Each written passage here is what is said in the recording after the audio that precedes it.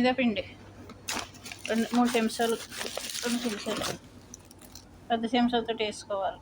సరేనా? మైదా పిండి వేసాను కదా, పాల పొడి ఇది. మైదా పిండిలోకి 3 గంటలు మళ్ళీ పాల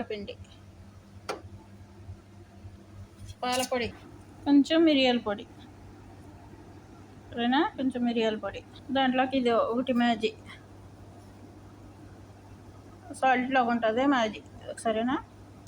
మ్యాజీ వేసుకుంటే వంటలు లేకోకుండానే ఇది గ్యాస్ మీద పెట్టాలి. గ్యాస్ మీద పెడితే అది మళ్ళీ చిక్కగానే క్రీమ్ లాగా వచ్చేది. సరేనా? అయిపోయిందండి ఫ్రైమా కూర. కారం అనుకుంటారు, కారం కాదు, టమాటా పేస్ట్. సరేనా? నచ్చితే లైక్ చేయండి. అయిపోయింది. సరే, క్రీమ్ పిండి చూపించాను కదా, పండిని మైదా పిండి అంత చిక్కగా చూడండి అన్నమాట. సరేనా? ఇప్పుడు మళ్ళీ అందరూ వేసాక చూపిస్తాను.